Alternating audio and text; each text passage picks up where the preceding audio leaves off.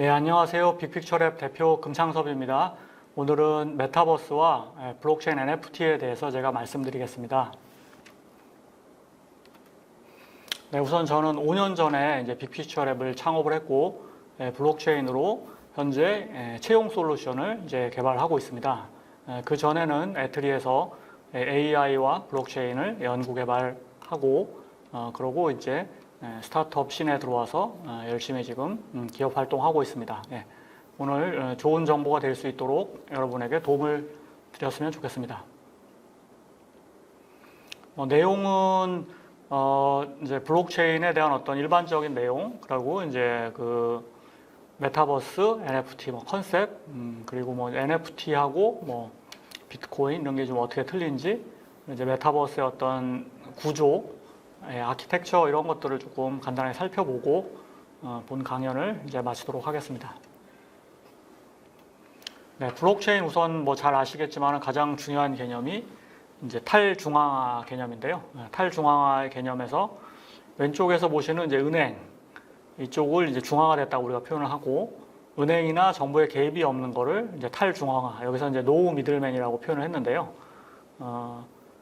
정보, 특히 이제 금융 돈에 대한 정보를 은행에 있는 데이터베이스에 저장하는 방식을 중앙화 방식이라고 합니다. 이게 가장 속도도 빠르고 또 효율적이죠. 그리고 은행이라는 주체를 두 사람이 믿기 때문에 거래에 어떤 장애물이 없습니다.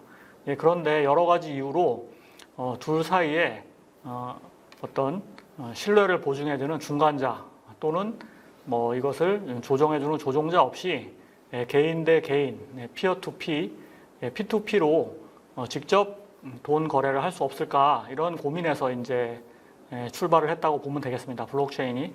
그래서 그 방식은 새로 나온 그 오른편에 있는 어떤 블록체인 방식이라는 건 다른 의미는 아니고, 기록을 한 군데다 하지 않고요.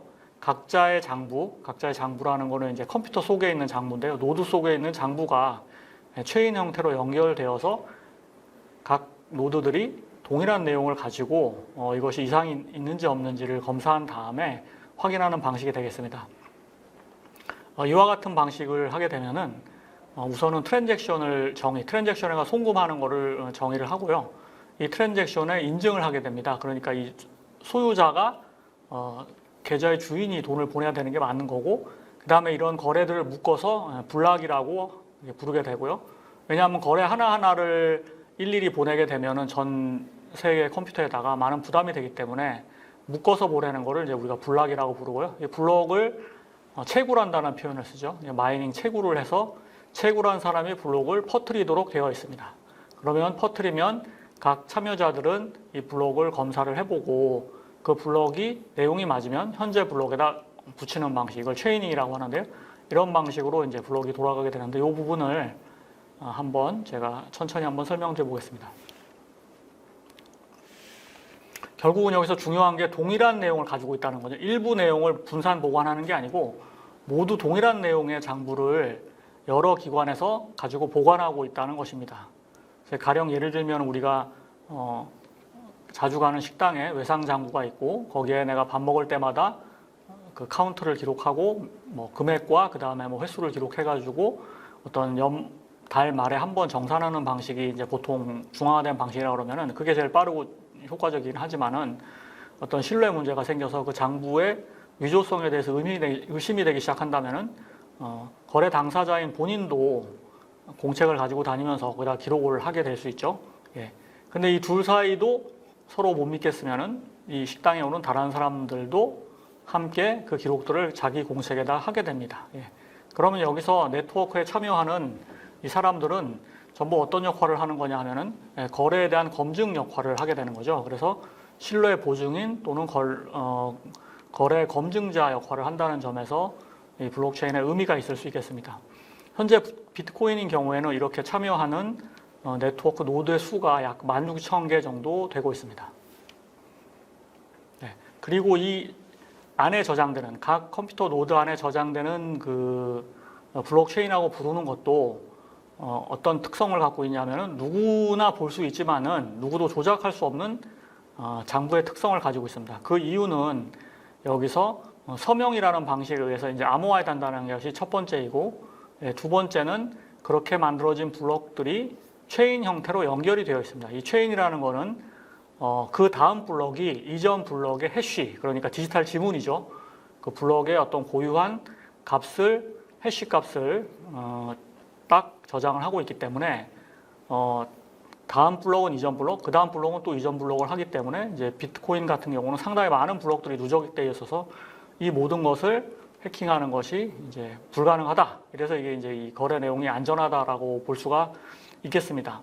이때 아까 말씀드린 대로 각각의 거래를 트랜잭션이라고 부르고 이 트랜잭션이 예를 들면 이제 100개를 모아서 하나의 블록을 이루고 이런 방식으로 이제 되기 때문에 안전하다고 할 수 있는데요. 여기서 중요한 것은 그렇다면은 누가 블록을 만들어내느냐 이런 문제가 있죠. 블록을 만든다는 것은 거래를 이제 정리하는 사람이 되겠는데 이게 블록체인에서는 10분에 한 번씩 장부를 정리할 사람을 뽑거든요. 이거를 이제 마이닝이라고 부르는데 이것을 수학적 알고리즘, 사실은 이제 해시 값을 해가지고 어떤 범위 내에 들어오면 그 사람이 이제 채굴에 성공하는 방식으로 랜덤하게 뽑는 방식을 하게 되는데 이게 동일한 조건은 아니고 사실은 컴퓨팅 파워, 그러니까 해싱을 굉장히 빠르게 해볼 수 있는 컴퓨터에서 하는 거하고 일반 컴퓨터에서 하는 파워가 틀리기 때문에 지금 채굴자라는 사람들은 전문적인 장비를 가지고 이걸 하고 있고요. 초기에는 그냥 집에 있는 일반 컴퓨터로는 해싱이 일어나고 마이닝이 일어났다 이렇게 볼 수 있겠습니다. 요약하면은 모든 분산 장부는 다 동일한 내용들을 각각의 노드에 저장을 하고 있고 각 노드는 누구든지 내용은 볼 수 있지만은 조작할 수 없다. 이게 이제 블록체인의 특성이 되겠습니다. 네. 그럼 블록체인에 이제 뭐를 저장할 것인가라는 문제를 우리가 한번 생각을 해보면은 맨 처음부터 생각한 것은 바로 화폐 대용으로 우리가 생각을 한 거죠. 비트코인 백서의 이름을 보면 피어 일렉트로닉 캐시 시스템에서 이제 개인 대 개인의 전자상거래를 목적으로 한 그런 금융 시스템으로 이제 화폐를 하나 생각하게 됐고 그게 이제 우리가 알고 있는 비트코인이라는 이름으로 이제 불리게 되고요. 비트코인 이후에 굉장히 여러 가지들이 후에 등장했습니다. 뭐 이더리움이라든가 뭐 다른 뭐 리플이라든가 이런 식으로 여러 주요 코인들이 등장을 하게 됐고요. 이거를 넘어서는 움직임이 있는데 화폐만 저장할 게 아니라 부동산에 대한 어떤 증서, 그 증서도 건물 한 덩어리나 그 조각을 낸 어떤 증서를 뭐 보관한다던가 아니면 어떤 음악 저작권이라든가 이 소유권, 뭐 요새는 또 뭐 춤 저작권 같은 것도 있을 수 있고요. 우리가 디지털 자산 또는 어떤 이미지 이런 것들을 다 블록체인에 저장을 해보자 하는 그런 움직임이 있습니다. 그래서 화폐, 우리가 보면은 화폐라는 거는 그 이제 동산 이런 거고 부동산 뭐 이런 종류가 있잖아요. 자산 종류 중에. 그래서 동산, 부동산이 다 이제 그 블록체인에 저장되기 시작했고요. 그 다음에 또 생각해 볼 수 있는 것은 우리가 지갑에 넣고 다니는 어떤 것들이 있습니다. 지갑에 이제 뭐를 넣고 다니냐면은 신분증이나 운전면허증이나 또는 아주 중요한 사진이나 뭐 암호가 적혀 있는 종이 쪽지가 될 수도 있죠. 이렇게 굉장히 중요한 것들을 가지고 다니는데 그래서 블록체인은 앞으로는 모든 데이터가 저장된다는 건 처음부터 이제 말이 안 되는 거죠. 왜냐하면 아까 보셨지만은 똑같은 데이터를 전 세계 블록체인에 참여하는 모든 노드가 다 저장을 하고 있기 때문에 이거를 저장을 한다는 걸 감당을 못하는 거예요. 나중에는 다 이게 네트워크로 퍼져야 되기 때문에 그래서 우리가 중요한 데이터를 보관을 해야 되는데 이 중요한 데이터라는 거는 마치 우리가 금고에 넣어두는 어떤 서류 뭐 이런 거에 준하는 또는 지갑에 넣어두는 어떤 것하고 유사할 가능성이 되게 높고 현재까지는 이제 화폐라는 거는 뭐 코인이나 토큰으로 이름으로 그 다음에 자산이라는 이름은 지금 NFT라는 이름으로 우리가 블록체인에 저장을 하기 시작을 했고 현재 뭐 운전면허증, 뭐 코로나 증명서, 뭐 이런 증명서에 해당하는 부분들도 이제 우리 생활 속으로 침투하고 있다 이렇게 볼 수 있겠습니다. 이 돈에 대한 흐름 간단히 살펴보면은 스톤머니라는 게 있었어요. 그러니까 화폐라는 게 등장해가지고 물물교환 시대 이후에 있었는데 처음으로 나왔던 거는 돌을 갈아서 이렇게 큰 돌은 또 노력이 많이 들어갔으니까 더 많은 큰 물건하고 교환이 되는 이런 스톤머니부터 출발을 해가지고 금화 같은 게 나왔죠. 이 금화도 맨 처음에 이제 유통이 안 됐지만 이것들을 세금으로 이제 금화를 내게끔 하고 병사의 급료로서 또 금화를 지불하고 상인들은 세금을 내야 되니까 점령군 로마 시대 장군들한테 이제 세금을 내야 되니까 이 세금을 낼 수 있는 유일한 방법은 병사들한테 물건을 파는 거죠. 이런 식으로 이제 용처가 생기는 거죠. 세금을 낼 때 써야 되고 또 병사들은 자기가 일한 급여를 이걸로 받게 되는 방식을 통해서 이게 순환이 되기 시작했고, 이 금이 그래서 모든 거에 이제 기준이 됐습니다. 금, 은 뭐 이런 식으로 됐고요. 이게 한참 동안 유지가 되다가 각 나라에서 다 이런 화폐 시스템이 있었죠. 그 종이 지폐로서 각 나라에서 이제 발행을 시작하게 했는데, 금은 전 세계에서 똑같았던 그런 화폐고요. 이 종이 화폐인 경우에도 처음에는 이게 얼마짜리라는 것이 아무런 근거가 없었잖아요. 예. 근거는 어떻게 만들어졌냐 하면은 작은 글씨로 이 종이를 가져가면 금 얼마를 내어준다라는 아주 작은 문구가 있었습니다. 그 문구에 의해서 이 종이의 어떤 가치가 딱, 이 돈은 얼마짜리구나라는 게 이제 생겼고요. 실제 초기에는 이런 돈을 발행할 때마다 금을 예치하는 방식을 사용을 했고, 이게 이제 미국에서 가장 이걸 오랫동안 했기 때문에 미국 달러가 뭐 2차 대전 이후에 전 세계 이제 공용화폐처럼 뭐 자리를 잡았습니다. 그러나 이게 도저히 감당이 안 되는 거죠. 화폐를 찍어낼 때마다 금을 예치할 수 있는 어떤 나라도 없었기 때문에 현재 모든 나라에서 금태환이라고 하는 제도는 없고요. 그 나라에서 그냥 통화량을 조절하면서 발행을 하기 시작을 했습니다. 그래 됐고요. 그래서 국력에 비례하는 그 어떤 그런 영향을 받게 됐죠. 달러 같은 경우도 전 세계에서 가장 힘을 쓰는 이유는 미국의 파워가 가장 세기 때문에 이제 그런 것이고요. 이런 시대가 있었는데, 이 달러라는 거는 결국은 실제 세상에서는 쓰지만은 지금 뭐 메타버스라든가 아니면 가상 공간에서의 어떤 그 돈을 보내고 하는 거는 굉장히 불편합니다. 가상 공간에서 어떤 사람을 만났는데 네 이름이 뭐고 뭐 계좌번호가 뭐고 이런 거 물어갖고 송금한다는 게 송금밖에 못 하잖아. 실제 줄 수 있는 건 아니니까, 우리가 그 사람 만난 거 아니기 때문에. 그래서 마치 현금이라는 거는 추적을 당하지 않는다는 익명성이 제일 크잖아요. 같이 보존이 되면서. 비트코인이라는 게 나와서 정부의 간섭이나 이런 거 없이, 아까 보셨지만 중앙화되지 않았기 때문에 개인과 개인만 알 수 있는 거지, 거기서 누가 간섭을 해서 세금을 매기거나 이거는 하지 말라고 막거나 이렇게 할 수 있는 수단이 없는 거죠. 그리고 뭐 막 돈을 갑자기 막 찍어내거나 뭐 어떻게 이렇게 인위적으로 할 수 없는 딱 정해진 알고리즘에 의해서 화폐가 나타난 게 이제 그 비트코인이 됐고요. 이게 뭐 굉장히 논란이 많습니다. 이게 화폐다 아니다, 뭐 자산이다 아니다 했는데, 어쨌든 지금 10년 이상 살아남아가지고 유통이 되고 있고, 최근에는 또 뭐 테라, 루나 사태라고 해야죠. 그 이후에 이제 가치가 좀 조정은 되고 있지만은 지금 이렇게 단순하게 없어질 수 있는 그런 건 아닌 걸로 이미 인정을 받고 있게 됐습니다. 그 이야기는 이따 또 다음에 조금 더 드리도록 하겠습니다. 그래서 본격적으로 그 메타버스하고 NFT에 대해서 제가 조금 좀 차분히 한번 말씀을 드려보겠습니다. 둘 사이가 상당히 이제 밀접한 관계를 갖게 되는데요. 우리가 이제 메타버스라는 거는 메타라는 말하고, 그 다음에 초월적이라는 거하고, 그 다음에 유니버스의 합성어가 되고요. 제일 우리가 상상할 수 있는 메타버스 중에는 레디 플레이 원이라고 하는 그 영화 다 보셨잖아요. 뭔가 이제 헤드 마운트 디스플레이, 고글 같은 거를 이렇게 딱 뒤집어 쓰는 순간 자신을 이제 오아시스라고 하는 가상의 세계에 빠져들고, 거기서 행동하는 걸 자기가 직접 몸으로 다 느끼고, 거기에서 뭐 어떤 그 거의 대부분의 하루를 보내는 이런 얘기인데, 이런 게 아직은 현실적으로는 뭐 되진 않습니다. 지금은 보면은 메타버스라고 하는 게 이제 게임하는 것처럼 느껴지거나, 뭐 게더타운이라고 또 거기 공간에 모여서 이렇게 뭐 미팅하는 것처럼 하는 뭐 이런 게 있지만은, 우리가 느낄 때 그게 영화에서 봤던 메타버스냐라고 하면 아직 그런 게 아니고, 또 뭐 촉각 같은 어떤 장비나 뭐 이런 게 부착이 돼가서 뭐 실감이 나는 그런 것도 아니지만, 그래도 이제 이렇게 점점 이제 가고 있고, 이 안에는 굉장히 다양한 기술들이 들어가 있습니다. 그 중에서 블록체인이 이제 어떤 역할을 하는지 제가 이제 말씀을 드리려고 합니다.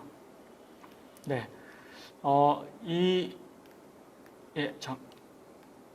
그래서 이제 그 메타버스라는 거는, 그래서 생각해 보면 우리가 이미 익히 잘 알고 있는 인터넷 커뮤니티하고 상당히 좀 유사한데, 그동안의 인터넷 커뮤니티라는 것은 어떻게 보면 인터넷 커뮤니티 따로, 실생활 따로인 경우도 있었잖아요. 꽤 있었죠. 그래서 이제, 그런데 이 메타버스라는 거에서 중요하게 생각하는 거는 실세계하고 가상세계가 있는 거죠. 그래서 메타버스에 있는 어떤 뭐 구찌라든가 이런 유명 브랜드에 들어가서 우리가 샤넬이나 뭐를 하면은, 그게 실제 샤넬 매장에서 뭐 교환이 되거나 이런 일들이 이제 벌어지고 경제 활동이 벌어진다는 점에서 좀 차이가 나고, 이 메타버스에서 그런 유명한 어떤 회사들만 돈을 버는 게 아니고 개인 창작자가 활동을 해서 돈을 벌 수가 있기 때문에, 실제 세계처럼 자기가 활동을 하고 또는 플레이해서 언을 할 수 있는 그런 체계가 돼 있다는 점이 그동안의 그런 인터넷 커뮤니티하고는 조금 차이점이 될 수 있는데, 그게 이제 실제 어떤 경제 시스템이 여기 붙었다라고 이제 볼 수 있겠고요.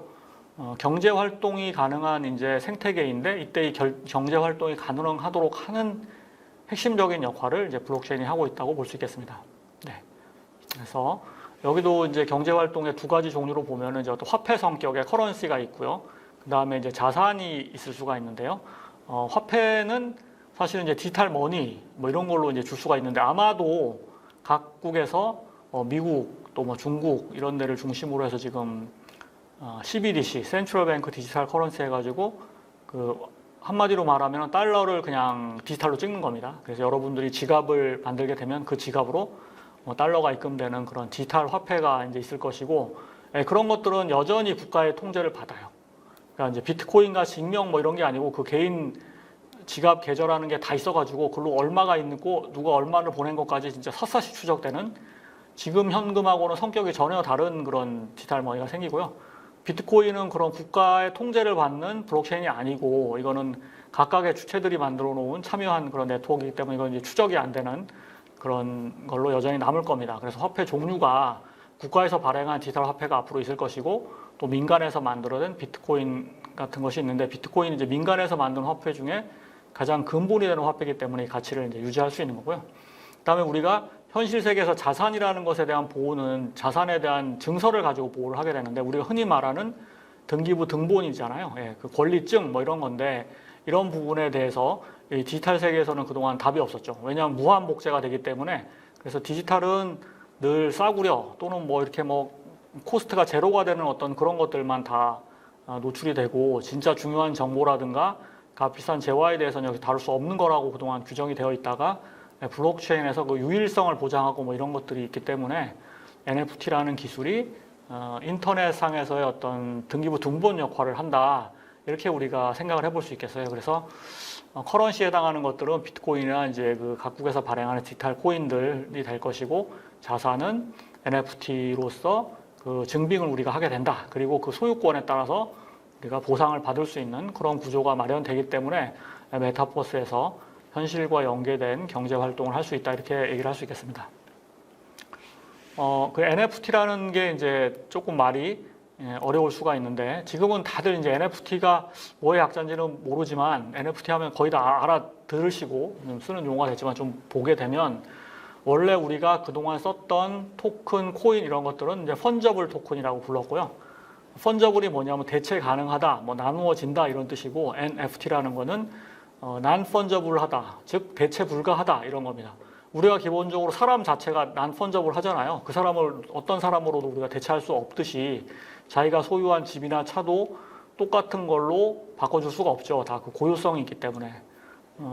그다음에 이제 우리 흔한 예로 뭐 이제 기념 주화라든가 한정판 우표 같은 것들도 마찬가지로 교환이 안 되는 거죠. 예. 그에 비해서 달러나 비트코인, 이더리움은 등가 교환이 됩니다. 그러니까 100 이더리움을 1 이더리움 10개로 바꿀 수 있고요. 또 그와 유사한 다른 코인을 얼마든지 교환이 되는 건데, 이거는 그 NFT라는 거는 분할되지 않는다라는 특징이 있겠습니다. 그래서 펀저블 토큰은 이제 일단은 가치가 항상 유지된다는 점이 중요하고, NFT라는 거는 결국은 이제 유일하게 이제 하나 있다, 이런 의미로 이제 출발을 했기 때문에 그 희소성이 있는 거죠. 우리가 굉장히 오래된 어떤 책이라든가 어떤 조그만 사진 이런 거 하나가 엄청난 가치를 발휘하듯이, 시간이 흐르고 뭔가 스토리가 생기고 희소성이 생기면 이것이 가격이 올라간다라고 보통 생각을 합니다. 그래서 가격이 변동한다, 가치가 변한다. 변한다는 뜻은 상승한다, 이렇게 우리가 해석을 해볼 수 있겠고, NFT라고 했을 때 기본 조건은 교환이 되지 않는다. 왜냐하면 걔가 고유하기 때문에 그렇다. 이런 생각들을 가지고 있으면 이것을 이해하는 데 큰 어려움이 없다고 볼 수 있습니다. 이거를 통해서 아까 말씀드렸듯이 그 디지털 세계에서의 자산 불법 복제 문제를 우리가 이제 해결을 할 수 있겠고, 여기에서 이제 진품 증명서를 역할을 우리가 해두게 됩니다. 각 NFT를 발행한 블록체인 내에서 이제 그렇게 되는 거죠. 실세계에서 이게 우리가 소유권을 보호하고, 법적인 문제는 아직 정리가 안 됐어요. 실세계와 연결은 안 되고, 다만 지금은 그 안에서 고유한 ID 값이 생겨서 그 아이디의 주인이 누군지는 블록체인으로 증빙을 할 수가 있다. 이것이 지금 스토리가 되겠습니다.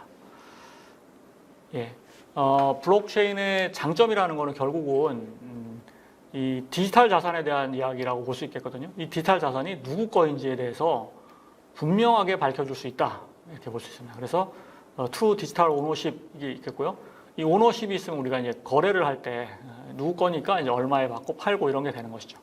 그래서 예를 들면은 이제 게임 아이템 같은 것도 그런 거가 될 수가 있겠는데 뭐 리니지 같은 게 되게 유명한 게임이 될 수 있는 이 리니지는 리니지 내에서만 거래가 됐지만은 NFT로 만들어 보면 NFT 마켓플레이스로 나와 버려 가지고 그 게임을 하지 않는 다른 게임이나 이런 데로도 다 이게 넘어갈 수 있게 해서 이게 이제 크로스 어플리케이션 인터오퍼러빌리티 그러니까 어플리케이션 간에 상호 운영성이 있습니다.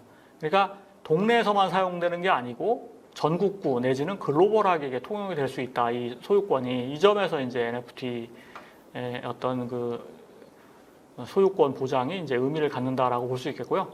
아까 말씀드렸듯이 블록체인에서 이제 가장 중요한 것이 한번 여기에 저장이 되면 누구도 그것을 변경할 수 없고 외부 해커의 침입에 의해서 훼손 나가지 않는다. 즉 시큐어하고 이뮤터블하다는 그 특성 때문에 그런 거기 때문에 이런 디지털 오너십이 잘 보호된다라고 볼 수가 있겠습니다. 이제 본 그림은 그 블록체인이 좀 녹아 있는 메타 세상의 어떤 구조도가 되겠는데요. 우리가 어셋을 접근한다, 디지털 어셋을 접근한다 할 때 반드시 있어야 되는 개념이 뭐냐면은 디지털 지갑입니다. 예, 디지털 지갑. 암호화폐 거래를 직접 해보신 분도 있고 뭐 안 해보신 분도 있는데 거래소는 지갑을 거래소 안에 있는 거 개인이 들고 있는 건 아닌데요. 그것도 뭐 그냥 지갑이라고 하면 지갑이 있고 이 지갑이 이제는 뭐 업비트 같은 데 들어가 보셔도 되지만 NFT 지갑이 또 따로 있어요. 그냥 펀저블이라는 거 그냥 토큰 지갑이 있고 NFT 지갑이 뭐 따로 있습니다. 그래서 원래 안에 이제 예전에는 뭐 집문서 같은 거는 금고에 들어 있고 돈은 그냥 지갑에 들어 있는데 이제는 디지털이니까 그런 개념이 없고요. 내 디지털 지갑 안에는 어떤 증서에 해당하는 NFT 토큰이 들어 있고 그다음에 그냥 어떤 돈에 해당하는 토큰이나 코인 또 어떤 그 펀저블 토큰에 대한 어떤 그 내용도 소유권도 같이 들어있는 키가 있는 거죠. 키. 실제 그 정보는 블록체인에 저장이 되어 있는 거고 그거를 나만 접근하고 다른 사람한테 이제 돈을 받고 팔 수 있는 그 키가 하나 있어야 되는데 인감 증명 같은 그 키를 보관하는 것이 바로 디지털 월렛이 되겠고요. 이 월렛이 있으면은 메타버스 한 군데만 들어가는 게 아니고 여러 메타버스에 우리가 A, B, C 메타버스에 다 들어갈 수 있겠습니다. 대부분의 NFT라는 사실은 이제 퍼블릭 블록체인에 저장이 되는 게 맞는데요. 이제 퍼블릭 블록체인이라는 것은 누구든지 참여 제한이 없는 그런 블록체인을 얘기하는데 우리가 말하는 코인 관련된 것들은 대부분 다 퍼블릭 블록체인이 되겠습니다. 그런데 이제 퍼블릭 블록체인에서의 이제 이슈는 뭐냐 하면은 성능이나 속도 문제가 있어요. 그러니까 비트코인, 이더리움 같은 경우에 뭐 초당 처리할 수 있는 게 많아야 뭐 한 10개, 15개, 뭐 비트코인은 그보다 더 적습니다. 뭐 7개 뭐 이렇게 되는데 실제 우리가 비자나 뭐 이런 것들을 실제 우리가 쓰는 신용카드에서 한 2만 개까지 해야 되거든요. 그게 안 됩니다. 예. 그래서 이런 문제는 실은 프라이빗 블록체인이라고 하는 것들이 푸는 건데 이 프라이빗 블록체인의 또 문제는 거꾸로 뭐냐면은 이 참여하는 노드에 제한이 있어요. 그래서 예를 들면 뭐 20개, 100개 이렇게 되는데요. 그 노드끼리만 그런 정보를 공유하고 있는 겁니다. 그래서 이거는 그 담합에 의한 조작이 의심스럽기 때문에 퍼블릭 블록체인에 비해서는 조작 가능성이 있지만 성능이라든가 확장성은 또 괜찮거든요. 그래서 지금은 메타버스에서 그 퍼블릭 블록체인만 썼을 때 성능이라든가 이런 확장성 문제와 더불어서 거의 유일하게 사용하고 있는 이제 그 블록체인이 이더리움인데 이더리움 게스 수수료가 있습니다. 지금은 이제 가격이 좀 빠졌지만 그래도 한 10만 원씩 들어요. 뭐 하나 조회보고 뭐 하나 등록하는데 한 건에 엄청난 비용인 거죠. 프라이빗 비용을 블록체인을 사용하면 그런 비용은 거의 없기 때문에 네트워크 구축비만 있으면은 그런 차이가 있어서 현재는 이제 하이브리드로 프라이빗에 좋은 것과 퍼블릭에 이제 좋은 점 좀 섞어 쓰는 건데 결국은 이것이 진짜 진보이라는 증명은 이제 퍼블릭 블록체인에 남아 있어야 되는 거고 그런데 그런 것들을 할 때마다 퍼블릭 블록체인에 적고 하는 것보다는 프라이빗에 좀 하고 프라이빗 블록체인이 그러니까 일종의 그 1차적인 저장소가 되고 최종적으로 이제 정리된 것은 뭐 퍼블릭에 이제 하는 그런 방식으로 우리가 점점 발전해 나가고 있습니다. 이게 현실 문제를 풀기 위해서 이런 아키텍처들이 이제 도입을 하기 시작을 했다라고 볼 수 있겠습니다. 같이 써야 된다. NFT가 좀 생소하신 분들을 위해서 이제 NFT 조금 편안한 얘기를 이제 드릴 건데, 지금 뭐 이런 건 아니지만 작년에 이제 NFT 굉장히 이제 유명했던 것은 디지털로만 그 작품을 하는 분이 계세요. 본인이 그래서 매일매일 이제 그 하나씩 했던 분인데 이걸 좀 쭉 모아가지고 이 비풀이라는 아티스트인데, 그 미국에서 유명한 그 크리스티 경매에서 약 800억, 작년 봄 이야기입니다. 예. 그래서 올해는 뭐 NFT 가격들이 좀 이제 여러 가지들이 있지만 좀 빠졌다고는 하지만 어쨌든 이렇게 돼서 이제 센세이션을 일으켰죠. 아니 JPEG 이미지 하나에 800억이라고 뭐 이러면서 이제 등장을 하기 시작했고요. 이게 그 각광받은 것들은 게임 쪽에서 주로 나왔습니다. 이더리움 초창기에 이더리움을 유명하게 만들었던 크립토키티라는 그런 게임이 하나 있는데 굉장히 다양한 그 고양이의 종류가 있어요. 이 고양이 두 개를 합성하면 우리 게임 많이 해보시면 두 개 합성하면 왜 새로운 카드 나오잖아요. 그렇게 해서 확률에 의해 가지고 희귀한 고양이가 나오면 이 고양이 가격이 어마어마하게 비싼 그렇게 팔리는 그런 게임이고, 뭐 이거는 상당히 이제 유치한 버전이고 엑스 인피니티라고 작년부터 폭발적으로 이 동남아 쪽에서 특히 인기를 많이 가서 일일 사용자 수가 뭐 몇억 명짜리가 있어요. 이런 엑스 인피니티 똑같은 건데 이 두 가지 어떤 캐릭터, 여기 나오는 엑시라는 캐릭터를 결합을 하면은 새로운 그 캐릭터가 탄생을 해서 이 돈을 버는, 그래서 이게 플레이 투 언이라고 게임을 하면서 돈 버는 걸로 되게 유명해지고, 실제로 이렇게 해서 번 돈이 일하는 돈보다 많다, 뭐 그런 얘기가 돌면서 참여자가 점점 늘었던 그런 게임이 있는데요.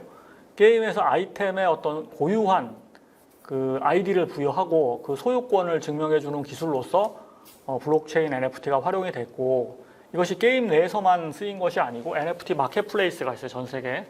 이런 마켓플레이스에서 이게 이제 거래가 됐다는 점에서 이게 큰 여파를 몰고 왔습니다. 그리고 NFT가 이제 유명해지게 된 거는 사실 이제 부동산하고 관계가 있는데, 부동산 폭등이 일어나니까 이제 MZ 세대에서는 기존 부동산을 살 수도 없고 가상 부동산으로 사보자 뭐 이러면서 이제 막 폭발적 인기가 있었는데, 그 중에 제일 유명한 것이 이제 디센트럴랜드라는 것이 있습니다. 디센트럴랜드. 디센트럴이니까 탈중앙화 부동산 뭐 이런 건데요. 여기 땅에다가 우리가 거기서 이제 소유권을 사고, 그러면은 그거를 이제 또 누군가한테 또 되파는 방식에 의해서 이게 이제 좀 시작이 됐고요. 그거보다 좀 더 현재 관심을 더 받고 있는 건 이제 샌드박스라는 건데, 이건 이제 지어진 땅을 주면은 누가 사서 팔고 이런 건데, 이 샌드박스는 말 그대로 샌드박스에서 우리가 뭐든지 만들어 볼 수 있잖아요. 여기 땅도 뭐 분양하고 다 하지만 이 안에서 내가 만들고 싶은 캐릭터든 뭐든 다 만들어가지고 그걸 팔 수가 있습니다. 그러니까 게임 회사만 아이템을 만들고 뭐 무슨 뭐 건물을 만들고 해서 막 팔고 그러는 게 아니라 각 개인 창작자들이 샌드박스 내에 들어가서 크리에이팅 하는 도구를 가지고 뭔가 아이템을 자기가 만들어서 이걸 막 팔고 그러는 거예요. 그래서 이제 샌드박스라는 게 상당히 유명해졌고, 이게 이제 메타버스의 미래다 이래가지고 각 유명한 어떤 그 뭐 패션 회사라든가 엔터테인먼트라든가 이런 데들이 다 참여를 하고 이렇게 이제 발전을 해간 게 이제 샌드박스에서 두 개가 좀 유명하고, 이제 부동산 기반이고 그 안에 이제 아이템 거래 이런 것들로 볼 수 있겠습니다. 그리고 기존에 종이 카드로 했던 것들을 이 NFT 디지털 카드로 전환을 해서 해가 나가는 게 많은데요. 이제 작년까지 코로나가 되게 심했기 때문에 이 스포츠 산업이 좀 죽었었는데, 이것들을 NFT 발행을 통해 가지고 유명 선수들의 플레이하는 카드를 NFT로 발행을 해서 다시 산업을 좀 중흥시키고, 뭐 스포츠에는 항상 이제 명장면이라든가 또 멋진 순간들이 있기 때문에 그런 부분들을 NFT로 탁 이제 화면으로 만들어 가지고 이미지로 만들어서 판매하는, 뭐 그러고 수집하는 분들이 있잖아요. 이제 종이로 수집하는 분들이 있지만 이제 시대가 바뀌어 가지고 디지털 이미지로 이제 수집하는 분들이 있기 때문에 그런 게 됐고, 이게 스포츠 산업을 조금 더 뭐 양성하는, 더 스케일업하는 그런 방식의 어떤 수단으로서 각광을 받게 됐고, NFT라는 거는 조금 사행성보다는 기존 산업하고 융합하면서 그 산업을 조금 규모 있게 만들고 더 참여자를 늘리고 이런 쪽으로 이제 좀 사람들한테 인지가 되고 있다, 이렇게 이제 볼 수 있겠습니다. 예, 우리나라에서 좀 유명해진 게 이제 두 개가 있는데요. 하나는 뭐 이런 이세돌 구단의 그 알파고와의 대국 다 아시잖아요. 그중에 4국을 이제 이겼었는데, 요 이미지 하나를 캡처해가지고 네, 2억 5천만 원 낙찰받았던 그런 사례가 있습니다. 예, 지금 2억 5천에 거래되는지는 이제 좀 다른 얘기인데, 하여튼 그때 이렇게 낙찰받아서 이렇게 캡처만 하나에도 이게 2억 5천이라고 하는 건데, 여기 사실 스토리가 있는 거죠. 이게 이 중요한 모먼트를 내가 딱 이 순간에 대한 권리를 내가 사겠다. 그리고 누가 이제 등록을 하는 그런 일이 있었고요. NFT를 봤을 때 하나 이제 오해하시는 게 있는데, 이게 아까 설명을 드릴 때 딱 하나를 얘기하는 거다라고 얘기했는데, 그게 이제 원래 NFT의 기본적인 스펙이었고, 이더리움에서 이게 NFT가 돌아간다고 말씀을 드렸는데, 이더리움이라는 거는 비트코인을 만들 때 굉장히 딱딱했던 비트코인 원리 원칙대로 하고 그 확장을 안 하는 시스템이었는데, 이더리움은 누군가 제안을 하면 그걸 검토해서 승인을 하게 돼 있거든요. 아니, 우리가 보면은 한정판이라는 게 있지 않냐. 이게 100개 한정, 500개 한정 이렇게 찍을 때 한정을 두고 어떤 그 제품 만드는 거하고 똑같이 우리가 개수를 미리 정해진 리미티드 에디션이죠. 이걸 하는 거를 NFT를 승인을 해가지고 그 별도 규격으로 만들었어요. 그 규격을 차용을 하면 여러 개를 한 번에 동시에 발행할 수 있는데, 그 개수만큼만 딱 있는 겁니다. 존재하는 겁니다. 100개 찍기로 했으면 100개만 딱 있는 거예요. 그래서 홍민정 해례본을 간송미술관에서 가지고 있는데, 이것을 NFT로 발행을 해가지고 하나 1억씩 이제 100억을 펀드레이징 한 거고, 옛날 데이터이기 때문에 이제 85개라고 되어 있는데 다 완판이 돼가지고 펀드레이징 했고, 각종 문화재에 대해서 다 이와 같은 방식으로 이제 진행을 하려고 하기 때문에, 이 문화재 쪽도 사실은 자금을 조달해서 좀 더 전시를 더 멋지게 하고 많은 사람들한테 알리고 싶어 하기 때문에 그런 수단으로 각광받고, 이 사례가 해외에서 최우수 사례로 소개돼가지고 우리나라에서 이제 나왔다라고 볼 수 있겠습니다.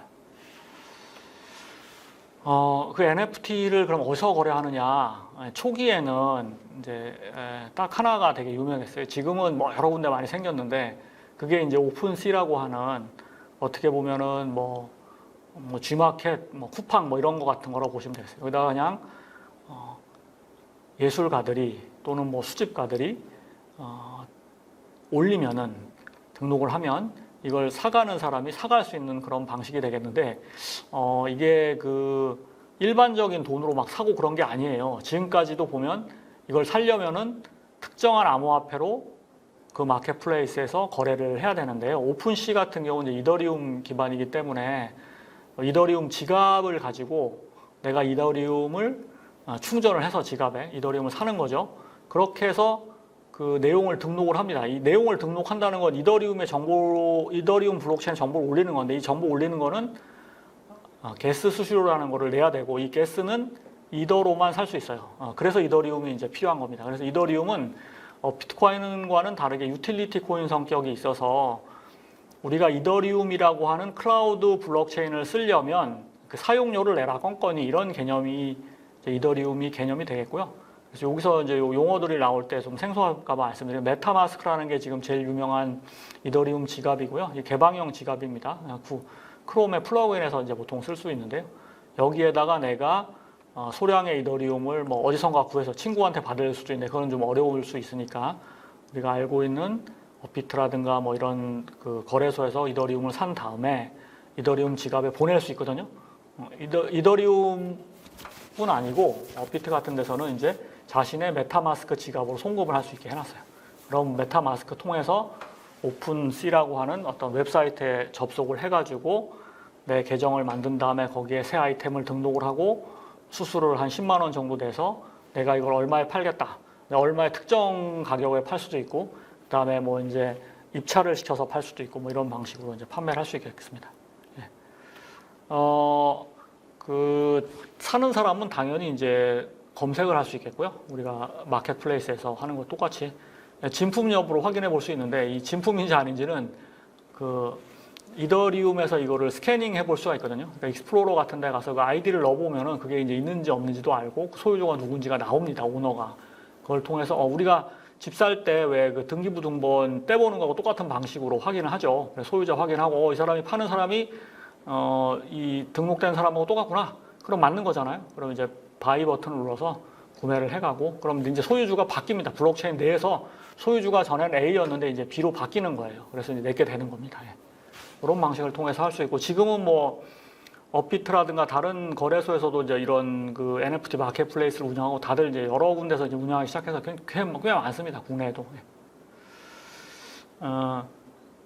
이제 비트코인의 컨셉 또는 블록체인의 효시라고 볼 수 있는 그 비트코인이 이제 어떤 구조로 돌아가는지 말씀드렸는데, 이더리움이라는 거는 비트코인을 보고, 아니 비트코인에는 화폐 성격에 있는 그 비트코인이라는 것만 왔다 갔다 할 수 있도록 그 어떤 내용을 검사하고 뭐 아주 그 한 제한적인 동작만 할 수 있도록 안전하게 이렇게 만들어 놨는데, 내가 원하는 정보를 블록체인에 올리고 거기다가 정보뿐 아니라 동작하는 프로그램 코드, 이 프로그램 코드를 계약이라고 불러요. 이 계약이라는 게 사실은 어떤 조건이 되면 돈을 보내주는 경우가 많잖아요.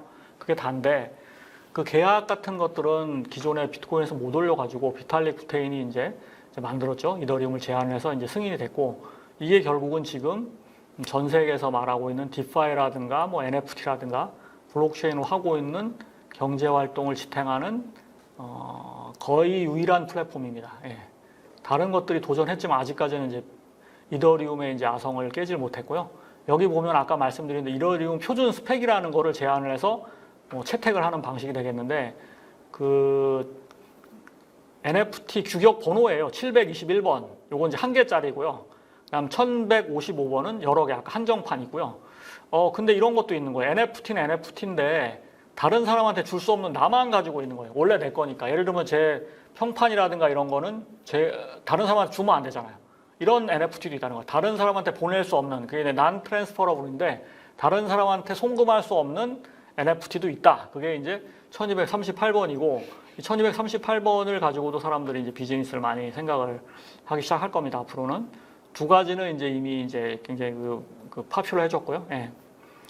이더리움이 문제가 좀 있잖아요. 다 좋은데 이제 이더리움 2.0으로 가면 뭐 그 문제가 꽤 많이 해결되겠지만 이제 언제 갈지 모릅니다. 이제 8월에 간다 그러다 또 이제 연기됐다는 얘기도 있고 그러는데, 뭐 속도도 좀 느리고 뭐 결제 같은 그런 것도 뭐 문제가 좀 수수료도 많이 나가니까 이 이더리움을 좀 개량을 해가지고 게임 분야에 특화한 플로우라는 것도 나왔어요. 이것도 코인으로도 발행이 됐는데, 이런 것도 있지만 이건 이제 일부가 사용하는 거고, 대부분의 그 블록체인에 블록체인에 동작하는 앱을 D앱이라고 부르는데, 이 D앱들은 대부분 이제 이더리움에서 돌아가고요. 프라이빗 블록체인에 돌아가는 건 좀 다른 얘기고 그렇다고 볼 수 있겠습니다. 네. 여기에 이제 두 가지를 비교를 해놓은 간단한 표가 되겠는데, 여기 있는 표는 이제 이 영상으로 조금 확인을 하시고, 가장 중요한 거는 NFT는 반드시 뭐가 있어야 되냐면 아이디가 있어요. 토큰 아이디. 이게 바로 식별자입니다. 제일 디지털 세계에서 어떤 자산을 식별할 수 있는 아이디는 그 고유한 값이라는 거는 추출이 보통 가능하거든요. 영상이든 뭐 이미지든 다 이렇게 해싱을 뭔가 하면은 그 추출이 되는데, 그 아이디 값은 변하지가 않죠. 그래서 그 아이디가 있고 그 아이디의 소유주가 있는 것이 기본적으로 NFT다라고 보시면 되겠어요. 그래서 기존의 송금은 A에서 B로 이동하는 거지만, 이제는 아이디가 있고 이 아이디의 소유자가 A에서 B로 바뀌는 그런 구조가 이제 둘 사이의 가장 큰 차이점이다라고 이제 보시면 되겠습니다. 네. 기타 NFT 플랫폼들의 종류가 또 좀 있을 수가 있는데, 우선은 폴리곤 클레이튼이라는 말이 나오는데요. 이 폴리곤 클레이튼은 무슨 얘기냐면은, 우선 클레이튼부터 말씀드리면, 클레이튼은 국내에서 이제 카카오 쪽에서 이제 만든 거고요.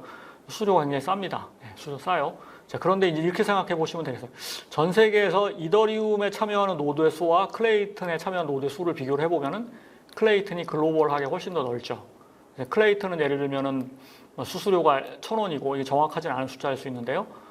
이더리움은 10만 원이지만 거기서 거래되는 NFT 종류는 좀 다릅니다. 하나는 글로벌하게 인정되는 것이고, 하나는 이제 뭐 국내만 사용하는 건 아니지만 주로 조금 로컬하게 사용된다고 볼 수 있겠고요. 그래서 두 개는 다른 것이고, 이 블록체인이 클레이튼에 등록이 돼 있다 그래서 NFT가 이더리움에서 인정되는 게 아니고요. 반대도 마찬가지입니다. 각각 다 다르게 인정된다라고 볼 수 있겠고, 이제 폴리곤이라는 거는 이더리움의 이게 레이어 2 솔루션인데, 그 얘기는 즉 이더리움 워낙 비싸니까 폴리곤에서 이더리움에서 사는 걸 이제 반값 정도로 어떤 NFT를 발행하고 관리를 할 수 있는데, 이제 폴리곤에 만약에 문제가 생긴다면은 이더리움에서 그 원본을 확인해 볼 수 있는 방식으로 신뢰의 근본은 이더리움에 있는데 기본적으로는 폴리곤에서 해라, 이런 방식을 통해서 이제 하나의 절충점으로 나온 그런 솔루션이 되겠고요. 패브릭은 이런 뭐 폴리곤, 클레이튼, 이더리움하고 다르게 프라이빗하게 그냥 관련자들이 네트워크를 구축해서 하는 그런 방식이 되겠는데, 이런 것도 쓰기는 써요. 일부 NFT 플랫폼에서 같이 쓰기도 하고. 예. 그래서 보시면은 NFT 플랫폼의 어떤 특성을 살짝 비교를 해보면은 이더리움이 제일 비싸죠. 가스비가. 가스비라는 건 수수료라고 생각하시면 돼요. 건당 등록을 할 때 드는 수수료 또는 검색을 할 때 드는 수수료가 뭐 예를 들면 이제 10만 원. 뭐 이건 이제 가격이 변동성이 있어요. 이제 그 암호화폐 가격에 따라서 폴리곤은 5만 원, 클레이트는 1,000원. 지금 요새 가격으로 제가 환산을 해봤는데 한 절반 정도 빠졌으니까. 그 다음에 사용자 수는 또 뭐 요거에 또 비례해서 싼 거는 사용자가 그렇게 많지는 않아요. 왜냐하면 이게 물건을 비싸게 팔려면 큰 장에 가야 되잖아요. 예, 그런 거하고 비슷한 것이고요. 옵션도 마찬가지입니다. 그래서 금액과 그 다음에 가스 사용료 그리고 사용자 간의 관계가 있기 때문에 본인의 NFT를 얻다가 발행해서 관리하는 게 좋은지에 대한 판단이 필요하게 되겠습니다. 요것들은 이제 코인에 대한 어떤 리스트업 뭐 성격이 되겠는데요. 세타라는 것도 있고, 요 중에 그 아까 두 가지는 말씀드렸죠. 샌드박스, 디센츄럴랜드 말씀드렸고, 이것들이 재작년, 작년에는 거의 뭐 한 10,000%씩 막 올랐었어요. 이 가격이, 코인의 가격이, 토큰 코인의 가격이. 지금은 근데 전반적으로 다 암호화폐 시장이 좀 죽고 있긴 해서 현재 이제 내려가 있는데, 그러면은 이제 NFT라는 게 앞으로 어떻게 될 거냐를 좀 생각을 해보고 이런 거에 대해서 이제 투자를 할 수도 있고요, 뭐 안 할 수도 있고 지금 이제 그렇다고 보시면 되겠습니다. 이 NFT가 최근까지도 가장 핫하게 올랐던 관심을 많이 받았던 그런 가상 자산의 종류였다라고 보시면 될 것 같아요. 다양하게 있어요, 컨셉들이.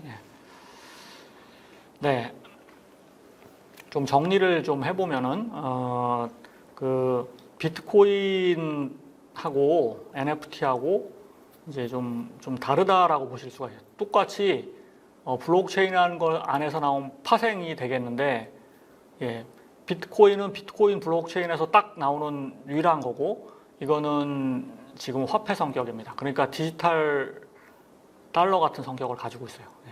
모든 암호화폐가 다 비트코인으로 다 바꿔집니다. 그러니까 발행할 때 비트코인하고 가치가 상대 가치가 있기 때문에 비트코인이 얼마라고 하면 비트코인 가격이 내려가면 전체 암호화폐 다 내려가는 경향이 있고요. 다른 암호화폐 알트코인이라고 부르는, 비트코인 말고 다른 건 다 알트라고 부르는데, 이 알트코인들의 변동성보다는 비트코인의 변동성이 적고 인프레에 강하다고 알려져 있었는데, 지금은 이제 인프레가 워낙 심하니까 비트코인 가격도 좀 조정을 받고 있는 상황이 되고 있고요.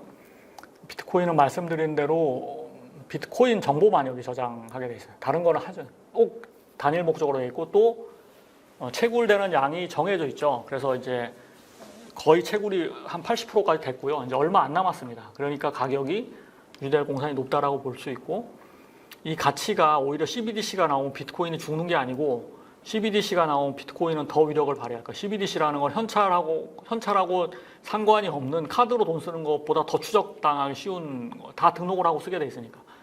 근데 비트코인은 그렇게 추적을 할 수 없기 때문에, 예, 물론 거래소에다 돈을 넣고 빼면 추적을 당하지만 개인끼리 주고받는 건 절대 알 수가 없죠. 예. 있고요.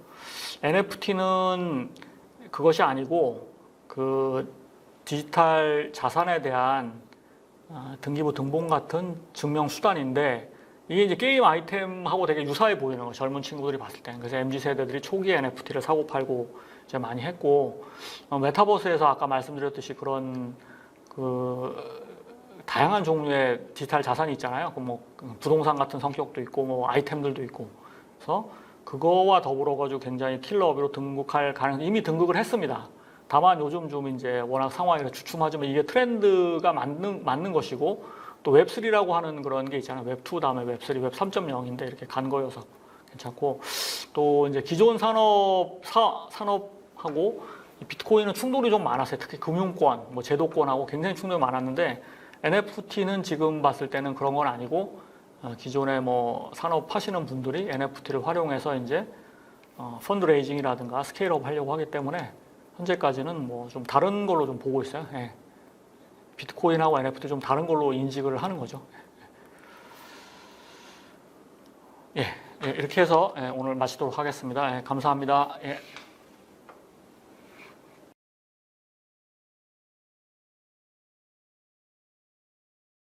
네, 반갑습니다. 저는 새늘국제특허법률사무소의 안재열 변리사입니다. 오늘 제가 강의할 내용은 산업 분야별 인공지능 특허 출원 현황과 인공지능 특허 심사에 대한 동향을 강의하려고 합니다. 강의의 순서는 개요, 인공지능 특허 출원 현황, 인공지능 특허 심사 동향 순으로 발표를 드리겠습니다. 네, 저고요. 네, 개요입니다. 오늘 강의를 준비하기 위해서 인공지능에 대해서 이제 네이버에서 저도 한번 검색을 해봤는데요. 어제 기준으로 검색을 해보니까 이제 네이버에서 검색 결과가 인공지능 바둑 최고수는 누구? 세계 인공지능 대회를 이제 우리나라에서 개막한다는 내용이 있고요. 그리고 이제 제주도에서는 실종자 수색을 인공지능으로 찾는다라는 내용도 있었습니다.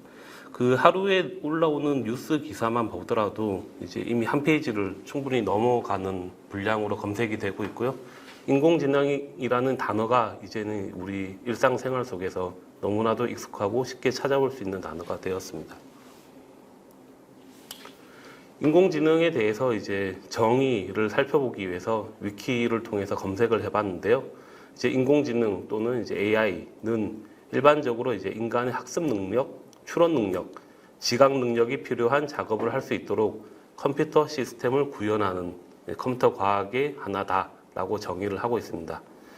그리고 이제 엔비디아에서 이제 가져온 이제 이미지인데요. 이제 인공지능이라는 이제 큰 범위 안에 이제 머신러닝, 기계학습 분야가 있고요. 이제 그 기계학습 분야 안에는 이제 딥러닝으로 세부적으로 나누고 있습니다. 이제 기계학습 분야는 사람이 알려주는 학습 모델가 이제 정해진 규칙에 따라서 이제 기계가 학습을 하는 것이고요. 그 학습에 대한 어떤 데이터셋을 사람이 줘야 됩니다. 그리고 이제 딥러닝으로 넘어갈 때 이제 사람의 어떤 신경망 구조를 이제 모델링화해서 그 다중신경망을 적용해서 사람이 데이터셋을 주지 않아도 기계가 알아서 데이터셋을 찾고 학습을 하는 딥러닝으로 넘어가게 됩니다. 오늘 발표를 할 강의의 내용은 이제 인공지능과 특허와의 어떤 관계 동향을 보기 위해서 저도 이제 우리가 가장 많이 쓰는 특허 플랫폼인 키프리스를 통해서 인공지능이라는 키워드를 가지고 검색을 해보았습니다. 검색된 숫자가 이제 36,587건이 나왔고요. 제가 볼 때는 참 너무 많습니다. 이 검색 결과가 36,587건이 이제 한국 출원에 대해서만 그런 것이고요. 그렇다고 하면 이제 전 세계적으로 보면 이제 미국, 일본, 중국, 유럽 다 포함하면 아마 이거의 10배가 되지 않을까, 혹은 그 이상이 되지 않을까라고 예상을 합니다. 그래서 우리가 인공지능과 관련된 특허를 찾기 위해서 단순히 키프리스에서 인공지능으로 검색을 하면서 접근하는 것은 조금 너무 힘든, 아니면 너무 큰 범위의 작업이 될 걸로 예상됩니다. 특허 동향을 살펴보기 위해서 이제 한국 지식재산전략원이라는 특허청 산하기관이 있습니다.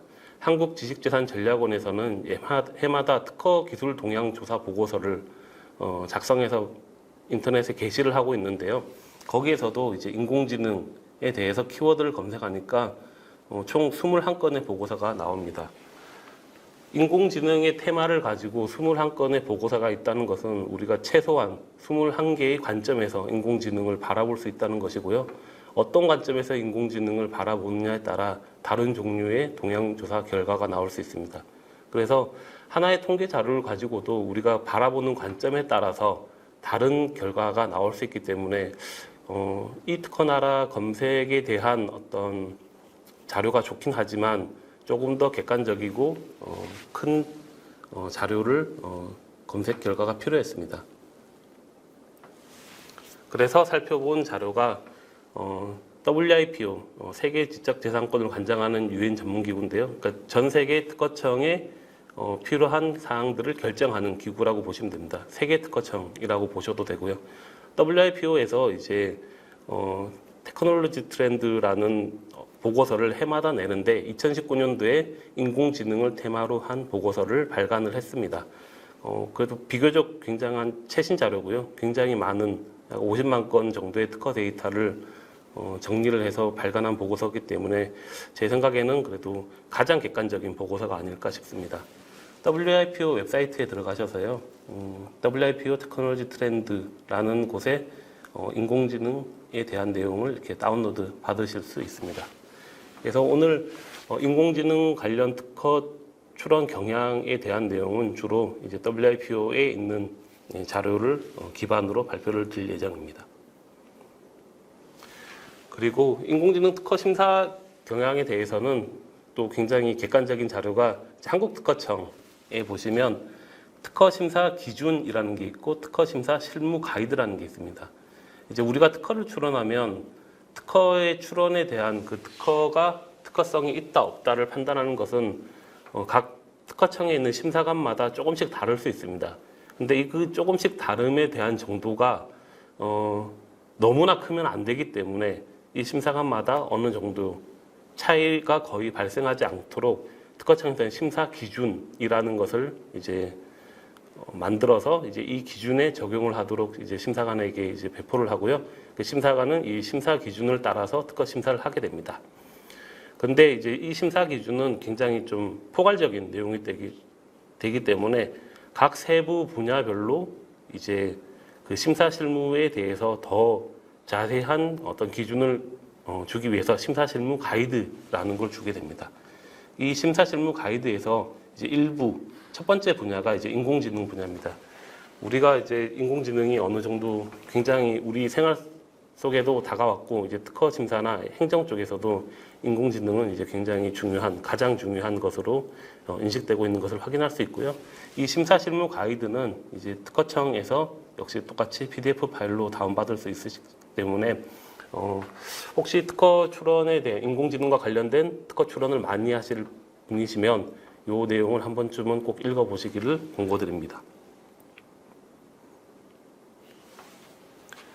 네, 다음은 인공지능의 종류에 대해서 설명을 드리겠습니다. 위키에서 검색한 결과 인공지능은 강인공지능과 약인공지능이 있다라고 검색이 되고요. 강인공지능은 인간을 완벽하게 모방하는 인공지능, 약한 인공지능은 유용한 도구로서 설계된 인공지능이라 정의하고 있습니다. 심사실무 가이드에 있는 특허 관점에서 보는 인공지능은 이제 약한 인공지능과 강한 인공지능으로 구분하고요. 이제 약한 인공지능은 논리적인 사고와 논리적인 행동을 하는 인공지능으로 보고 있고, 강한 인공지능은 인간과 같은 사고, 인간과 같은 행동을 하는 것을 강한 인공지능으로 보고 있습니다. 그러니까 위키에서 보는 인공지능의 종류와 특허 관점에서 보는 인공지능의 종류는 사실 거의 비슷하다고 할 수 있습니다. 그리고 현재 기술 수준의 인공지능은 논리적인 사고와 행동을 하는 정도의 수준이기 때문에 약한 인공지능의 수준으로 보고 있습니다. 다음으로 특허에서는 이제 소프트웨어와 인공지능의 차이에 대해서 구분을 두고 있습니다. 사실 인공지능과 관련된 발명이라 함은 컴퓨터 프로그램 발명, 그러니까 소프트웨어 발명의 한 분야로 인식이 되고 있고요. 그래서 큰 범주에서 보면 소프트웨어 발명의 하나, 그러니까 소프트웨어 발명에 속하는 것으로 보고 있고, 과거부터 굉장히 많은 출원이 되고 있었습니다. 그래서 특허 관점에서 볼 때 이 소프트웨어라 함은 어떤 특정의 알고리즘에 따라서 동일한 결과가 반복적으로 발생되는 것을 소프트웨어, 도구로서의 소프트웨어라고 보고 있습니다. 한편 도구로서의 인공지능은 인간에 주어지는 학습 조건에 의해서 그 출력 데이터가 달라질 수 있습니다. 그리고 이제 그 학습 모델 자체, 알고리즘 자체는 같더라도 학습시키는 학습 조건이나 학습 데이터셋에 따라서 다른 결과를 낼 수 있습니다. 그래서 이 부분이 이제 특허에서는 좀 문제가 됩니다. 특허에서는 동일한 누가 이 프로그램이나 어떤 이런 특허를 사용하더라도 동일한 결과가 나와야 이제 그러니까 재현성이 있어서 특허를 줄 수 있는데요. 인공지능 발명 같은 경우는 어떤 학습 모델을 학습시키냐에 따라서 전혀 다른 결과가 나올 수 있습니다. 따라서 인공지능 발명 같은 경우는 학습 데이터, 그러니까 소프트웨어의 알고리즘뿐만 아니라 학습 데이터와 학습 모델도 같이 공개를 하고 어떻게 학습을 시켰다는 내용까지 있어야 명확한 권리가 설정이 되게 됩니다. 다음은 인공지능 발명의 정의입니다. 인공지능 관련 발명은 발명의 실시의 기계학습 기반의 인공지능 기술을 필요로 하는 발명이다 라고 이제 정의를 하고 있고요. 인공지능 학습 모델링 발명과 인공지능 응용 발명으로 구분하고 있습니다. 학습 모델링 같은 경우는 학습 데이터, 학습 모델을 기반으로 학습된 모델을 생성함이 특징인 발명입니다. 그러니까 인공지능 알고리즘 그 자체를 발명하는 거가 이제 학습 모델링 발명이 되고요. 그리고 이제 응용 발명은 이렇게 학습 모델링 된 인공지능 알고리즘을 가지고 어떤 분야에 적용을 한다라고 하는 것이 이제 응용 발명입니다. 실제로 경험상 보면 그 학습 모델링 발명보다 인공지능 응용 발명이 거의 90% 이상을 차지한 것 같고요. 그리고 이제 실제로 한국에서 출원되는 내용들의 대부분은 이제 학습 모델링은 오픈소스를 많이 쓰시는 것 같고, 이 오픈소스를 가지고 어떤 데이터셋으로 어떤 산업 분야에 적용을 해서 우리가 사용하고 있다라는 경향의 출원이 굉장히 많은 것으로 보고 있습니다. 네, 다음은 인공지능 특허 출원 현황에 대해서 말씀드리겠습니다. 인공지능 기술은 이제 시간이 지남에 따라서 이제 굉장히 큰 폭으로 증가하고 있는 것을 확인할 수 있습니다. 그래프에서 보시면 이제 보라색, 남색 이 선이 이제 특허 출원 경향이고요. 이 녹색 선이 이제 과학 간행물에 대한 겁니다. 그러니까 논문이 될 수 있고요. 아니면 컨퍼런스에서 발표한 발표 자료 혹은 보고서나 언론 자료에 배포하는 어떤 기재물들이 될 수 있습니다. 보고서의 그래프를 보시면 이제 특허 같은 경우는 이 보고서가 2019년도에 제작된 건데요. 2019년도에 제작됐으면 보통 일반적으로 2017년도, 그러니까 특허가 모든 특허의 문헌이 공개되는 시점까지를 이제 기반으로 보고서를 작성합니다. 그래서 2019년도 보고서면 공개되지 않은 특허가 굉장히 많이 있을 수 있는 2018년도, 2019년도에 대한 내용은 빼고요. 2017년도까지의 데이터를 기반으로 작성을 하게 되고요. 특허 출원의 경향을 보면 1962년부터 특허 출원은 꾸준히 있었는데 굉장히 많지 않았습니다. 그래서 쭉 진행하다가 2000년도 초반부터 증가하기 시작하고 2011년 이후부터 연평균 28% 증가하는 굉장히 가파른 성장세를 볼 수 있습니다. 반면에 논문 같은 경우는 똑같이 1960년도부터 있었는데 1980년도, 90년도에 굉장히 많이 증가하기 시작하면서 2002년 시점에서 2007년 사이에 연평균 18%가 증가했고 지금도 많은 양의 논문이 발표되고 있습니다. 그러니까 논문의 증가 추세가 급격하게 증가한 시점은 2002년 이후고요. 특허의 증가 추세가 급격하게 증가한 건 2012년 이후입니다. 그러니까 논문에 대한 결과물이 특허로 반영되는 데까지 한 10년 정도가 걸렸었고요. 그리고 이제 그 논문의 결과물이 특허로 이렇게 반영되는 경우는 보통 연구 과제로 흥미가 있던 내용들이 그 산업에 적용을 해서 어느 정도 수익이 낼 수 있겠다라고 판단하면 기업이나 연구소에서는 특허 출원을 많이 하게 됩니다. 그러니까 연구에서 2000년도 초반에는 연구에 대한 어떤 굉장히 흥미로운 대상이었으면 지금 2010년도 이후에는 이제 이 인공지능이 산업 분야에 굉장히 많이 적용될 가능성이 크고 이미 적용이 되고 있고, 그리고 이로 인해서 수익이 많이 발생할 것이다 라고 이제 많이 예측을 하고 있다는 뜻이고, 아마 이 경향은 훨씬 더 가속될 것이라고 보고 있습니다. 국가별로 살펴보면요, 자세히 잘 보이실지 모르겠는데 요 제일 위에 있는 진한 빨간 선이 미국입니다. 미국 같은 경우는 항상 1등을 하고 있었고 계속 증가 추세도 빠릅니다. 그리고 미국의 특허 출원을 굉장히 빠른 속도로 따라잡고 있는 약간 연한 빨간색이 이제 중국입니다. 2014년 기준으로 미국과 중국 출원은 이제 거의 같아지게 되었고요. 이제 아마 최근 시점으로 보면 중국이 훨씬 더 많을 것으로 보여집니다. 그리고 그 다음이 이제 유럽과 일본이 있고요. 그리고 바로 그 다음이 한국 출원이 있습니다. 우리나라 특허 출원도 최근 들어서 인공지능 관련해서는 굉장히 많은 양의 특허가 출원되고 있습니다. 미국과 중국의 특허 출원이 이제 1, 2위를 다투고 있는데요. 약간 차이가 있습니다. 중국 같은 경우는 특허 출원의 대부분이 중국 내에서 이루어집니다. 그러니까 중국인이 중국 국가 안에서 특허 출원을 거의 다 하고 있는 것이고요. 반면에 미국 같은 경우는 미국 자국 내에서 미국인이 미국 특허를 내는 것도 많은데 중국이나 일본이나 한국에서 자국에 먼저 출원하고 우선권 주장 출원으로 미국에 다시 출원하는 경우가 많습니다. 그렇다는 뜻은 이제 미국 같은 경우는 이제 전 세계 대부분의 나라들이 자국의 특허를 내고 미국 특허는 무조건 가져야 된다라고 인식을 하고 있다는 뜻입니다. 그러니까 미국 시장은 가장 중요한 시장이다라고 판단을 해서 이제 미국에 대한 어떤 권리 확보, 시장에 대한 접근 차원에서 특허를 출원하는 것으로 볼 수 있다라고 인식하실 수 있습니다.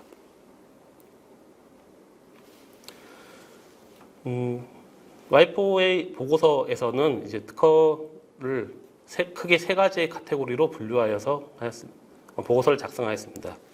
크게 기술, AI 테크닉 쪽 분야와, 그러니까 예를 들면 이제 머신러닝, 퍼지 로직 같은 테크닉적인 관점, 그리고 그 다음에 어떤 기능적인 관점, 예를 들면 어떤 스피치 프로세싱이나 아니면 컴퓨터 비전과 같은 어떤 기능적인 요소로 나눴고요. 그리고 이제 적용, 산업에서 어느 분야에 적용을 할 것이냐, 네트워크이냐, 비즈니스냐, 아니면 농업 등과 같은 교통과 같은 어느 분야에 적용할 것이냐라는 어떤 세 가지의 필드로 크게 카테고리를 분류하였습니다. 그리고 각 카테고리마다 이제 서로 기술들이 서로 이렇게 중첩이 되고요. 그리고 어느 하나의 카테고리에만 속하는 것이 아니라 대부분의 기술 특허들은 2개 혹은 3개의 카테고리에 이제 중첩돼서 속해질 수 있는 것도 확인할 수 있습니다.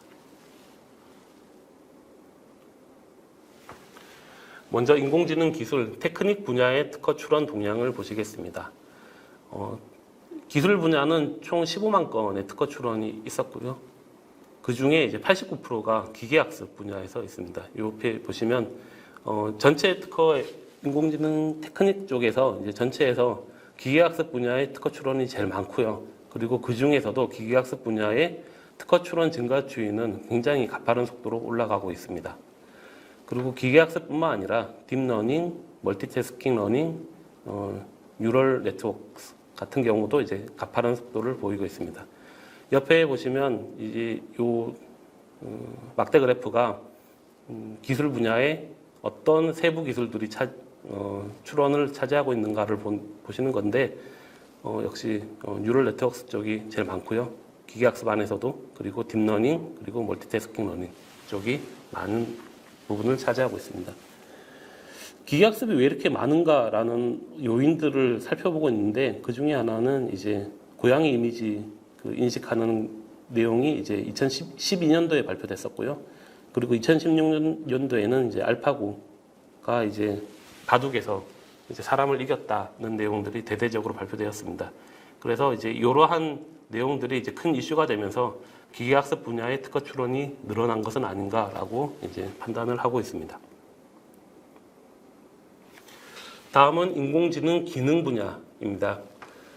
기능 분야에서는 이제 총 25만 건 정도가 출원됐고요. 그 중에 전체 25만 건은 이제 전체 인공지능 특허의 75%에 해당됩니다. 그리고 기능 분야에서는 49%, 절반 정도가 컴퓨터 비전 영상 처리 쪽이죠. 예. 비전 쪽에 이제 출원이 굉장히 많았고, 역시 가장 큰 폭의 증가세를 보이고 있습니다. 그 다음으로는 이제 자연어 처리, 그 다음은 음성 처리 쪽이 분야가 이제 그 뒤를 이루고 있습니다.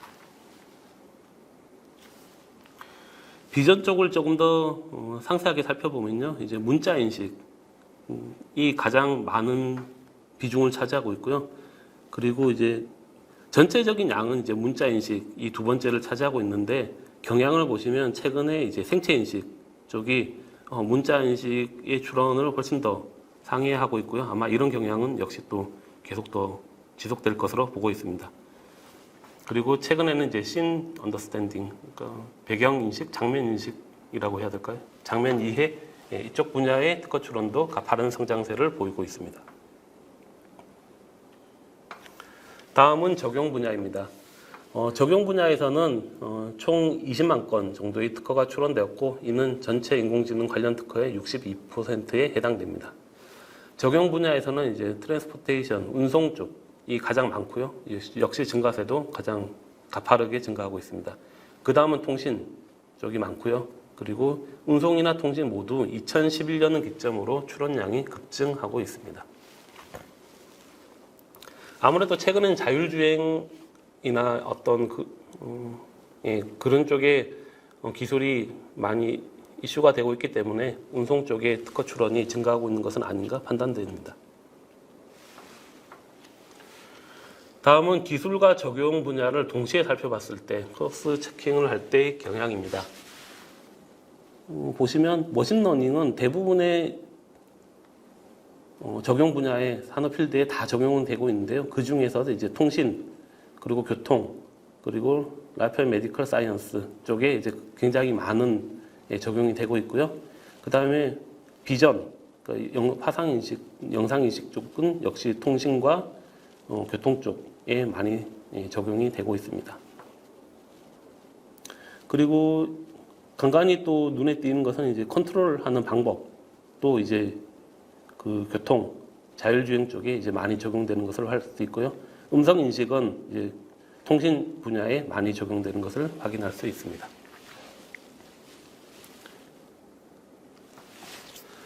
다음은 인공지능 특허와 관련한 주요 출원인입니다. 인공지능 특허를 과연 누가 많이 낼까 하는 것인데요. 통계를 살펴보시면 IBM 그리고 마이크로소프트가 가장 많이 냅니다. 한국 기업으로는 이제 삼성이 눈에 띄고요. 그리고 아래쪽에 보시면 이제 LG도 눈에 많이 띕니다. 그리고 우리가 알고 있는 구글은 이제 알파벳 특허가 이제 구글은 이제 구글 이름을 많이 안 내고 알파벳으로 많이 내고 있고요. 네, 그렇습니다. 특이한 점은 이제 중국의 업체가 거의 잘 보이지 않습니다. 중국이 특허를 많이 내는데요. 중국은 거의 이 학교나 연구소의 이름으로 특허 출원을 많이 하는 것을 알 수 있습니다. 학교나 연구소 관점에서는 중국의 CAS가 가장 많고요. 그리고 한국의 에트리가 두 번째고, 그리고 세 번째, 네 번째는 다 중국에 있는 대학교입니다. 그래서 우리나라도 연구소에서 특허 출원량이 많은 것을 확인할 수 있고요. 중국은 그렇게 많은 특허를 내는데 아직 산업 쪽보다는 학계나 연구소 쪽에서 많은 특허를 낸다는 것을 확인할 수 있습니다. 그리고 이 보고서에서 굉장히 흥미로운 통계 자료가 하나 있는데요.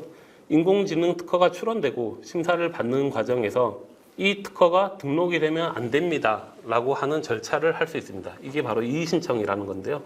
등록된 특허를 없애는 건 이제 무효 과정이라고 하고, 출원된 특허가 심사를 받는 과정에서 등록이 되면 안 됩니다 라고 반대를 하는 과정이 이제 이의신청이라는 과정입니다. 이의신청은 사실 특허 쪽에서는 그렇게 많이 이루어지는 것은 아닌데요. 이 인공지능 특허와 관련해서 이의신청이 어디가 가장 많이 이루어지고 있나를 살펴봤더니 왼쪽에 있는 그래프에서 보시듯이 한국에서 압도적으로 많습니다. 미국과 독일, 유럽을 제치고 한국은 압도적으로 많은 숫자로 이제 이의신청이 이루어지고 있습니다. 그러니까 한국은 인공지능 특허를 출원하면 굉장히 많은 경쟁자들이 보고 있구나라고 생각을 하시면 됩니다. 그럼 한국에서 과연 어느 기업을 대상으로 이의신청을 하는가를 살펴봤는데요. 역시 또 압도적으로 많은 게 이제 삼성과 LG를 대상으로 이의신청을 많이 하고 있습니다. 그러니까 대기업이, 그러니까 경향으로 보면 삼성이나 LG나 현대 같은 대기업이 인공지능 특허를 많이 출원할 때 이 특허가 등록이 되면 안 된다라고 굉장히 많이 견제를 받고 있다라고 해석을 하시면 됩니다. 네, 다음입니다. 다음은 인공지능 특허 심사에 대한 동향을 설명드리겠습니다. 저도 좀 일반적으로 많이 질문을 받는데요. 인공지능으로 발명한 내용, 혹은 인공지능이 뭐 그림을 그렸다, 혹은 인공지능이 작곡을 했다 라는 것들이 이 대상물이 발명자, 특허를 받을 수 있는가, 혹은 저작권을 받을 수 있는가 라는 질문을 굉장히 많이 받습니다. 그래서 실제로 미국의 AI인 다부스가 특허 출원을 2개를 했습니다. 한 개는 이제 프랙탈 구조의 음식 용기, 그러니까 음식 용기의 어떤 외부 표면이 이렇게 프랙탈 구조를 가지고 있어서 보시면 굉장히 표면적이 넓습니다. 겉으로 볼 때는 안 넓어 보여도. 그래서 표면적이 넓어서 열 전달률이 굉장히 높다라는 특징이고요. 이제 이런 걸 하나 냈고, 또 한 개는 이제 신경 자극 램프. 그러니까 특정 주기로 발광을 해서 시선을 끄는 효과가 있는 것을 냈습니다. 특허에서는 어떤 기존의 기술과 차별성이 있고 그 차별성이 특정한 효과를 발생시키면 특허는 이제 진보성을 인정받습니다. 그러면 아마 발명 1과 발명 2는 둘 다 진보성을 인정받을 수 있을 것인데, 문제는 출원인이 사람이 아니라 인공지능의 결과물이라는 것이죠. 그럼 이것이 특허 등록을 받을 수 있을까라는 것인데요.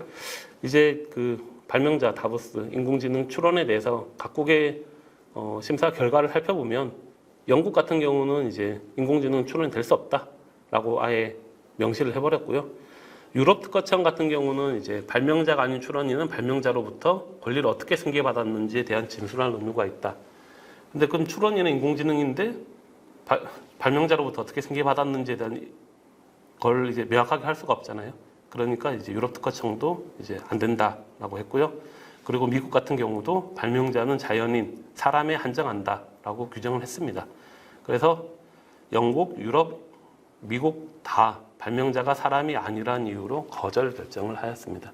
그러니까 인공지능이 뭔가 발명을 해서 출원하면 등록될 수 없다라고 했고요. 한국 같은 경우도 유사합니다. 발명을 받을 수 있는 사람은 이제 발명을 한 사람 또 그 승계인이라고 지정을 하고 있고요. 그리고 발명을 받으려는 자, 특허를 받으려는 자는 발명자이어야 된다라고 했기 때문에 그 발명을 한 사람은 자연인 사람으로 한정되고요. 그리고 이제 발명을 받을 수 있는 권리도 사람으로부터 그 권리를 이전이나 승계를 받아야 되기 때문에 인공지능이 이제 출원한 것은 인정을 할 수 없다라고 하고 있습니다.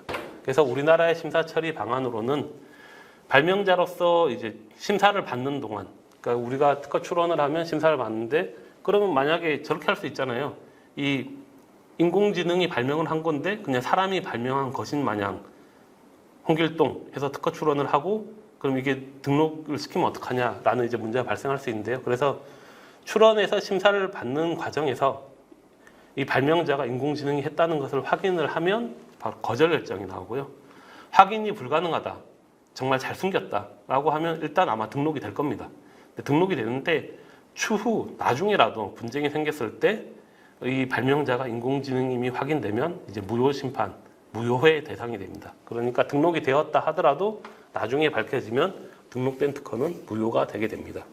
그래서 현재 우리나라에서도 인공지능으로 출원한 발명은 특허가 될 수 없다라고 정의를 하고 있습니다. 이는 이제 저작권도 비슷한데요.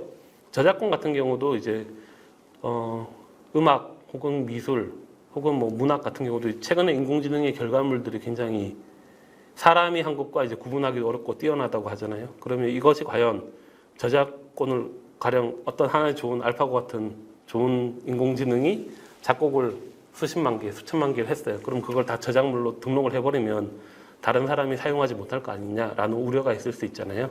네. 그런데 이제 저작물도 보면 저작물의 대상은 사람의 생각이나 감정을 표현한 것으로 이제 정의가 되어 있습니다. 그러니까 사람, 자연인이니까 사람이 아닌 어떤 인공지능이 생산한 생산물은 어떤 프로그램에 의한 결과물이지 사람이 어떤 생각이나 감정을 표현한 것이 아니기 때문에 이제 저작물이 될 수 없다라고 판단하는 게 이제 다수의 의견이고요.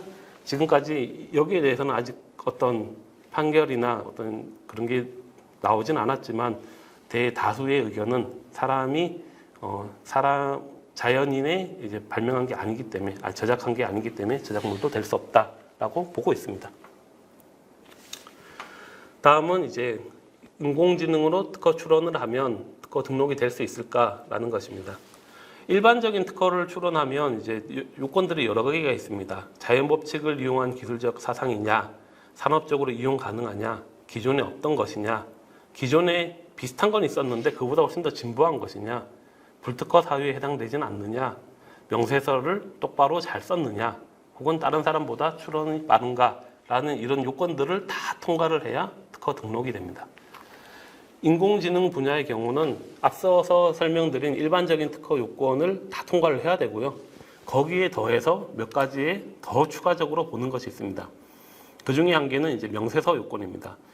그 발명의 설명에 인공지능 관련 발명을 구현하기 위한 구체적인 수단이 기재가 돼야 된다. 그러니까 정말 구체적으로 명확하게 써야 한다는 뜻이고요.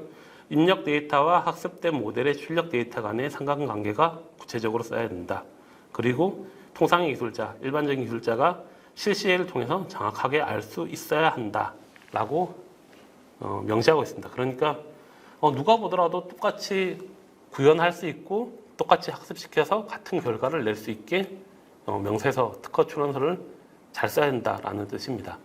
그 다음에 발명의 성립과 관련해서는 자연 법칙을 이용한 기술적 사상의 창작이어야 한다는 것과 소프트웨어의 정보 처리가 하드웨어를 이용하여 구체적으로 실현돼야 한다라는 것인데요. 이건 약간 말이 복잡하죠. 이건 뒤에서 조금 더 상세하게 설명드리겠습니다. 그리고 신규 진보성 요건에 대해서는 새로운 것이고 새로운 효과가 인정돼야 됩니다. 그리고 이 인공지능의 구체적인 수단 차이로 더 나은 효과가 발생할 수 있어야 한다라는 것입니다. 그러니까 그냥 인공지능을 적용했다라고 어떤 선언적인 말을 하면 이제 등록을 안 해주는 것이고요. 이제 그 인공지능 기술을 적용했을 때 어떤 효과가 발생한다는 것을 정확하게 인식을 시켜줄 수 있어야 됩니다. 예를 통해서 살펴보겠습니다. 기계학습을 이용한 주택의 온도 자동 제어 시스템입니다. 내용을 살펴보면 주택 안에 있는 온도 자동 제어 시스템, 그러니까 에어컨 같은 거죠. 우리 일반적으로 이제 요즘에 홈 오토메이션 시스템이 많이 달려 있으니까 이제 그 시스템에서 주택 안에 있는 온도를 제어하겠다라는 겁니다. 근데 제어를 하는데 뭐를 더 살펴보냐면 기상청 서버로부터 어떤 기상 정보를 살펴보고 환경 정보, 미세먼지 농도 데이터 등을 수집해서 이거를 반영해서 이제 예측을 한 다음에 주택 내부의 온도를 제어하겠다라는 겁니다. 그러면 상세하게 적어야 될 것은 발명의 설명에서 농도 데이터, 그러니까 환경 정보와 그리고 기상 정보, 그리고 이것들과 주택의 이제 온도 제어 데이터 간에 어떤 상관관계가 있느냐라는 내용들을 적어야 되는데요. 그러한 내용들을 적지 않으면 특허가 되지 않습니다. 같은 내용인데 만약에 기상 정보와 기계 학습 모델을 이용한 주택의 온도 제어 데이터 간의 상관관계가 기재되어 있다고 하더라도 이 데이터와 기계 학습 모델을 이용한 간에 기상 정보에 대한 상관관계가 있다고 하더라도 다른 나머지 환경 정보에 대한 상관관계가 기재되어 있지 않으면 역시 특허를 받을 수 없습니다. 그러니까 최근에 우리가 특허 출원을 할 때 인공지능, 기계학습이라는 용어를 굉장히 많이 씁니다. 그럼 굉장히 많이 쓰면 이 기계학습을 어떤 데이터와 어떤 제어하는 거를 서로 관련이 있고 어떤 이 관련이 있는 게 어떤 식으로 관련이 있다는 것을 굉장히 자세하게 써줘야 인공지능이 적용됐다라고 인정을 받습니다. 그렇지 않고 선언적으로 이제 기계학습이나 인공지능을 통해서 내가 무엇을 제어하는 특허다라고 하면 심사관은 그 단어에 큰 의미를 두지 않고 일반적인 소프트웨어 출원 발명으로 인식할 확률이 굉장히 높습니다. 그래서 인공지능 발명으로 인정받기 위해서는 이제 학습 모델과 이제 데이터 간의 상관관계를 정확하게 적어줄 필요가 있습니다. 그 다음은 성립 요건입니다. 일반적으로 이제 발명이 성립을 하려면 자연 법칙을 이용한 발명이어야 됩니다. 그러니까 자연 법칙이 아닌 거, 가령 우리가 가장 많이 알고 있는 거 무한동력이죠. 그런 것처럼 아예 자연 법칙을 벗어나는 거는 대상이 되지 않고요. 그 다음에 우리가 결정하는 거, 어떤 방법 아니면 법령 이런 것 같은 것들은 역시 특허의 대상이 되지 않습니다. 그리고 사람이 활동하는 것, 어떤 가령 쓰레기를 자동으로 처리하는 시스템인데 사람이 쓰레기 봉투를 들고 와서 여기다 옮긴다라는 어떤 그런 과정들, 사람에 의해서 이루어지는 과정들은 특허의 대상이 되지 않습니다. 그러니까 옮긴다라고 하는 것은 특허에 안 되니까 이제 옮겨지는 거를 어떻게 처리한다라는 식의 어떤 수동형으로 많이 쓰게 되고요. 그래서 사람이 어떤 정신활동이나 사람의 어떤 활동, 신체 활동으로 인해서 이루어지는 것들은 발명이 성립하지 않는다라고 보고 있습니다. 그리고 단순한 정보의 제시도 발명이 성립하지 않습니다. 그 다음으로 이제 자연 법칙을 이용한다 하더라도 이게 자연 법칙을 이용한 기술적 사상의 창작인가라고 하는 것은 이제 또 다른 문제입니다. 가령 창작으로 인정되는 것은 이제 기기의 제어나 아니면 기술적 성질에 근거한 정보 처리 등 이제 자연 법칙에 있는 그런 법칙들을 이용해서 무언가 새로운 것들을 제어하거나 만들어내는 어떤 과정이 필요합니다. 여기까지가 이제 일반적인 특허의 그 발명의 성립이고요. 이제 컴퓨터 소프트웨어 특유 혹은 인공지능은 이제 하나가 더 들어갑니다. 컴퓨터나 소프트웨어는 주로 이제 알고리즘이나 로직이잖아요. 그러면 생각을 해보면 알고리즘이나 로직 자체는 어떤 전자적으로 이루어지는 것이기 때문에 자연 법칙을 이용하기가 굉장히 어렵습니다. 그러면 이 전자적으로 이루어지는 것을 자연 법칙을 통해서 이루어지게 하기 위해서는 이 전자적으로 이루어지는 소프트웨어의 정보 처리가 하드웨어를 이용해서 구체적으로 실현되는지를 판단합니다.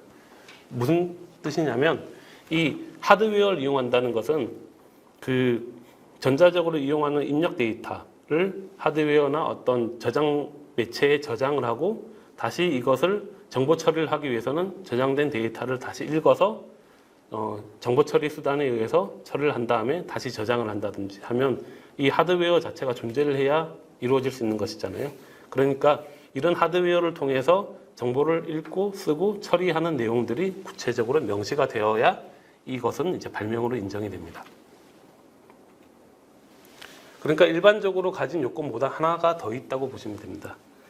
그래서 발명의 성립으로 볼 때 이제 발명이 성립이 되지 않는 예를 보시면 위에 있는 예입니다.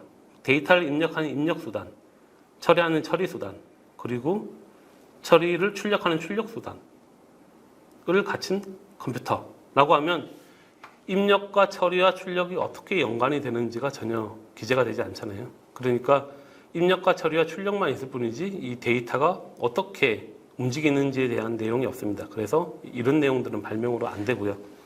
그 아래쪽에 보시면 RNN 모델의 기반의 문서 요약 시스템에서 이제 첫 문장을 모델에 적용해서 문장을 인코딩하고 문서의 마지막 문장에서 인베딩 벡터 생성하고 그러니까 첫 문장과 마지막 문장을 처리를 했습니다. 그리고 모델의 마지막 학습단에서 문서의 끝 또는 제목을 생성하는 인베딩 생성부, 그리고 마지막 문장에 있던 벡터와 모델을 통해 학습하고 요약문을 생성하는 요약학습부, 그리고 모델에 의해서 문장 단위로, 그러니까 그 사이에 있는 문장 단위로 해석해서 최종 생성된 문서 인베딩 벡터를 요약문의 생성에 이용한다라고 하면 이제 처음과 마지막 문장을 어떻게 처리를 하고 그 사이에 있는 것들은 문장 단위로 해석을 하고 그리고 이를 통해서 요약학습부를 어떻게 만든다. 그러니까 데이터를 어떻게 쓰고 읽고 어떻게 처리한다는 것이 명확하게 기재가 되어 있습니다. 이런 경우는 이제 발명으로서 인정을 받게 됩니다. 위와 아래를 보면 어떻게 보면 비슷한 거 아닌가라고 볼 수 있는데 이 입력과 출력 사이의 이 처리에 대한 내용이 이제 굉장히 상세하게 들어있는 것이죠. 이렇게 상세하게 누가 봐도 데이터가 쓰여지고 읽혀지고 처리가 된다는 것이 이제 머릿속에서 이루어질 수 있을 정도로 상세하게 적혀져야 됩니다. 네, 다음은 진보성 요건입니다. 네, 진보성 요건은 이제 그 대부분의 특허 출원과 이제 거의 유사합니다.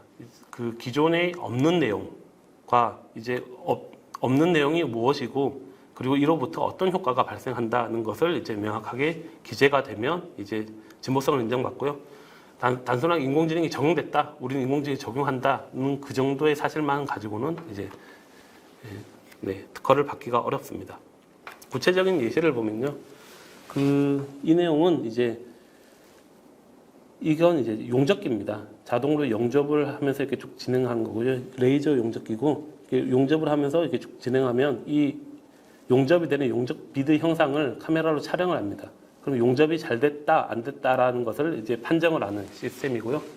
그러면 이 촬영 시스템에 의해서 그러면 컴퓨터 비전 분야에 가깝다고 볼 수 있죠.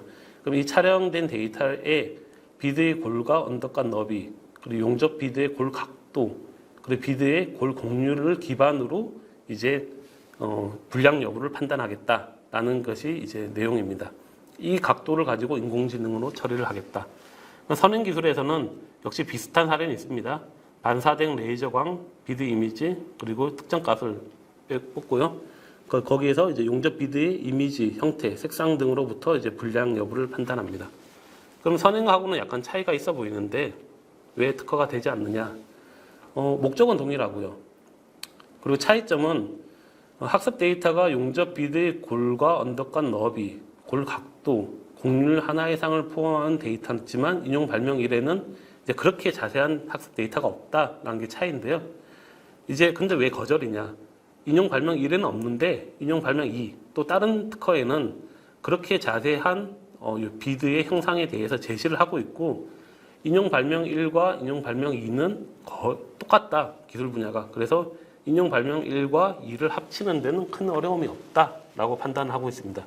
그러니까 학습 데이터의 이 셋이 굉장히 다른 것보다는 많다라는 정도만 가지고는 이제 특허 등록이 되지 않는 것이죠. 데이터셋은 이 데이터는 1에서 가져오고 이 데이터는 2에서 가져오고 이 데이터는 3에서 가져와서 이 데이터를 가져오는 게 어렵냐를 판단합니다. 그럼 어렵지 않다. 단순하게 데이터를 가져와서 이 데이터를 처리한다라는 관점에서 특허 출원을 하면 이제 굉장히 특허를 받기가 어려워지고요. 이제 이 데이터들이 있는데 어떻게 활용을 한다는 것을 강조할 필요가 있습니다. 그 내용들이 이제 보시는 것 같습니다. 교통속도 예측 시스템이고요. 여기서 보시면 그 학습 데이터는 교통량 변화, 지리 정보, 기상 정보, 공사 정보에 관한 데이터고 이제 이를 통해서 각 부분, 그러니까 뭐라고 하죠? 블럭이라고 해야 되나요? 이것을 이제 클러스터링 합니다. 그래서 이 각 클러스터 내부의 교통 속도를 예측합니다. 이런 정보들을 통해서. 그러니까 각 클러스터 안에서 여기서는 얼마의 속도 나오고 얼마가 나오고 얼마가 나오고 하는 것을 각각 예측을 하겠다라는 것입니다.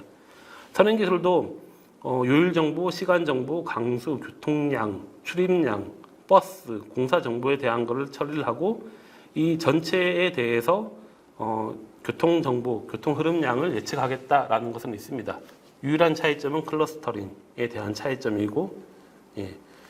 그러면 이제 출원 시의 기술 상식으로 볼 때는 인공신경망 ANN하고 이제 다중 퍼셉트론, 그러니까 다중신경망이죠. 이 다중신경망의 용어는 이제 표현의 차이만 있지 똑같다라고 보고 있습니다. 그러니까 이제 인공지능이다, 뭐 아니다라는 것은 큰 의미가 없고요. 그럼 차이점은 이제 청구항 1 발명은 이제 학습 데이터 클러스터링을 해서 각각을 군집화시키고 이 각각의 클러스터에 대해서 이제 평균 속도를 냈다라는 것이고 선행 발명은 그런 게 없이 통으로 했다는 것이죠. 그러면 각각으로 하는 게 무슨 효과가 있냐? 그럼 각각에 대해서 각각의 클러스터의 그 평균 이동량, 평균 속력이 나오는 것이고 이는 전체 이동량이나 속력을 산정하는데 훨씬 더 높은 정확도를 줄 수 있다라는 효과가 인정이 됩니다. 따라서 이 특허는 등록을 받을 수 있습니다. 그럼 두 개의 사례를 보시면 앞서서도 데이터는 달랐었고요. 뒤에서는 데이터는 같았었습니다. 그런데 앞서는 등록이 안 됐고요. 왜냐? 이 데이터를 가지고 어떤 효과를 발생시킨다라는 것을 입증을 못했죠. 그리고 뒤에 거는 데이터는 같았는데 그 데이터를 어떻게 처리한다. 클러스터링을 해서 각 클러스터마다 계산값을 만들고 이 계산값을 합산해서 훨씬 더 정확한 효과를 발생시킨다는 것을 입증했기 때문에 두 번째 건 등록이 되고 첫 번째 건 등록이 되지 않습니다. 마지막입니다. 우리나라하고 이제 다른 해외들하고 특허 출원에 대해서 인공지능 특허 출원의 심사 기준이 거의 비슷한 것 같습니다. 한국 같은 경우는 발명의 성립은 컴퓨터 소프트웨어 판단 기준이 이제 하나 더 추가되는데요. 미국, 유럽, 그리고 일본, 중국도 다 비슷합니다. 네. 그리고 이제 최근에 미국 같은 경우는 이 컴퓨터 소프트웨어 판단 기준의 발명의 성립, 그러니까 하드웨어를 어떻게 이용하냐에 대한 판단 기준을 최근 경향은 조금 더 엄격하게 보는 것 같습니다. 그래서 이제 한국에 출원해서 등록이 된 특허들도 미국 가서는 이 성립이 되지 않는다를 가지고 굉장히 많은 이슈가 되고 있고요. 그래서 미국 특허를 염두를 하신다고 하면 이 발명의 성립성을 한국의 특허 출원할 때부터 조금 더 염두를 하고 작성을 할 필요가 있는 것 같습니다. 그리고 기재 요건은 이제 구체적 수단과 이제 학습 모델의 입출력 데이터 간의 상관관계를 구체적으로 기재하는 것인데 이 역시 미국, 유럽, 일본, 중국도 다 비슷합니다. 그리고 진보성 기준도 다 비슷한 것으로 보여집니다. 네, 오늘 강의는 여기까지고요. 제가 발표드렸던 WIPO 발표 자료와 그리고 이제 특허청의 심사 가이드는 이제 공개된 데이터하고 이제 굉장히 많은 양의 데이터가 있으니까요. 혹시 여러분이 어떤 특허 데이터를 가져와서 처리를 하시거나 하실 때 굉장히 유용할 것이라고 생각합니다. 그리고 혹시나 더 추가적인 질문이 있으시면 제 개인적인 연락처로 연락 주시면 제가 상세하게 답변 드리겠습니다. 네, 오랜 시간 강의 들어주셔서 감사합니다.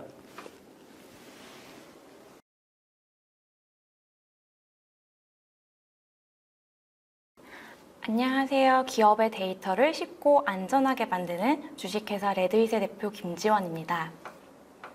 좀 갑자기 뜬금없는 소리일 수도 있는데 혹시 여러분 토이스토리 좋아하시나요? 저는 아직도 이 장난감들의 우정을 보면서 몇 번을 돌려봐도 눈물이 나는데요. 근데 이렇게 명작인 토이스토리가 사실 시즌2가 못 나올 뻔한 사건이 있었습니다. 그 사건을 짧게 소개를 드리려고 하는데요. 2의 촬영이 끝나고 거의 편집이 마무리가 되던 중에 어떠한 개발자가 실수로 이런 코드를 작성을 하게 되는데요. 이 코드는 리눅스에서 모든 파일을 다 지워버리는 어마어마한 코드였습니다. 아마 좀 강력한 딜리트 버튼이라고 생각해 주시면 좋을 것 같은데요. 만약에 여러분은 딜리트를 누르셨으면 어떻게 하실 것 같으신가요? 저라면 컨트롤 Z를 어떻게든 빨리 눌렀어야 됐을 것 같은데 사실 이 명령어는 너무나 강력한 명령어라서 그런 것이 존재하지 않았습니다.